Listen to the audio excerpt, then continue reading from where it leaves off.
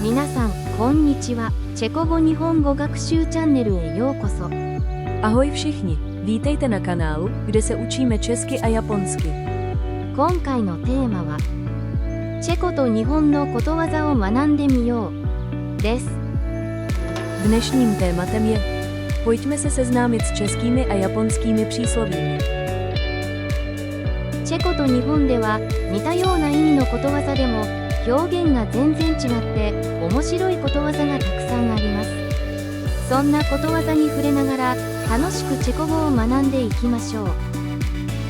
V češtině a japonštině existuje mnoho zajímavých přísloví, která mají podobný význam, ale vyjadřují se úplně jiným způsobem. Pojďme se s těmito příslovími seznámit a zároveň se zábavnou formou učit japonsky. それでは始めていきましょう。 Pojďme na to. まず最初のことわざは、 Raní ptáče dál doskáče. Raní ptáče dál doskáče. です。直訳していくと、 Raní は朝の、 ptáče は小鳥、 dál はより遠くまで、 doskáče は飛ぶとなります。そのため全体としての直訳は、朝の小鳥はより遠くまで飛ぶとなります。そこから早起きする人の方がより成功しやすいといった意味のことわざになります。このチェコ語のことわざに似た日本語のことわざは、早起きは三問の徳です。 Podobné českému přísloví raní ptáče dál doskáče v japonštině je hayaoki wa sanmon no toku. Nejprve se podívejme na význam jednotlivých slov. 早起き Znamená brzké vstávání. 三問 Znamená 3 mony, velmi malá částka peněz ve starém Japonsku. 徳 Znamená užitek nebo výhoda. Když to spojíme dohromady, dostaneme doslovný překlad. Brzké vstávání přináší užitek v hodnotě 3 monů. A skutečný význam přísloví je: když člověk vstává brzy, má více času, může být produktivnější a někdy získá nečekané příležitosti. Například: dnes jsem vstal o hodinu dřív a stihl jsem si zacvičit. To bylo hayaoki wa sanmon no toku. 次のことわざは、 Bez práce nejsou koláče. Bez práce nejsou koláče. です。直訳すると、 Bez は何々なしで、 práce は仕事や労働、 nejsou は何々はない、 koláče はコラーチェというチェコの伝統的なお菓子という意味であることから、全体として労働なしではコラーチェはないという意味です。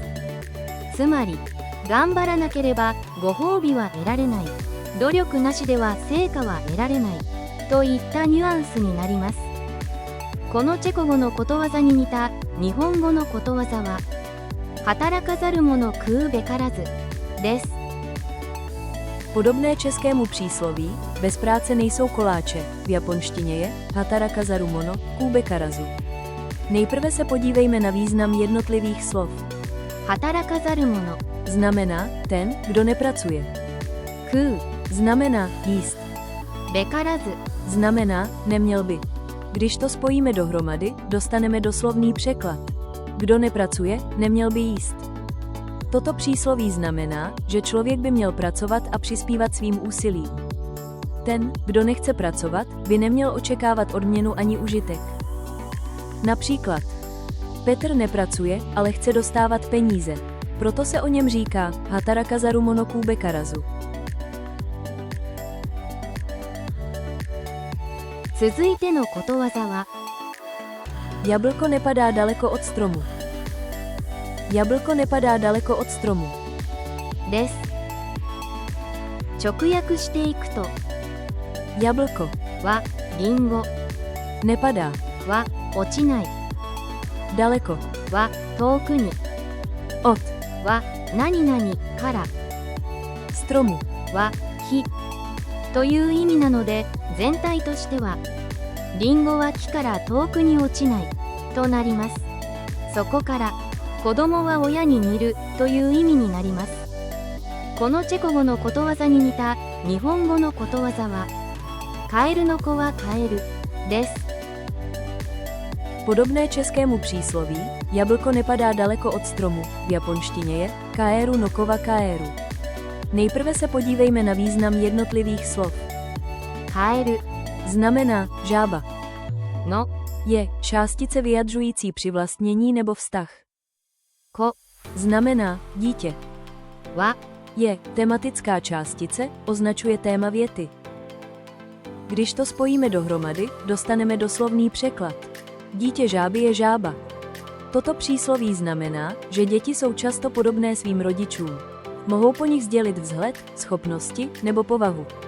Například, Petr je líný stejně jako jeho otec. Proto se o něm říká kaeru no kova kaeru.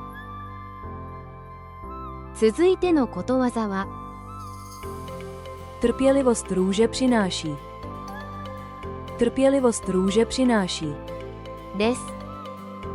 直訳していくと、 Trpělivost. は忍耐や辛抱、 Růže. はバラ、 Přináší. はもたらす、運んでくるとなります。そのため全体としての直訳は、忍耐はバラをもたらすとなります。そこから辛抱したら美しい結果が得られるといった意味のことわざになります。このチェコのことわざに似た日本のことわざは、石の上にも3年です。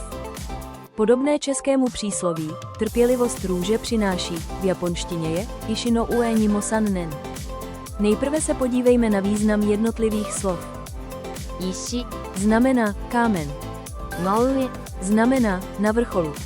にも Znamená dokonce i na. 3年 Znamená 3 roky.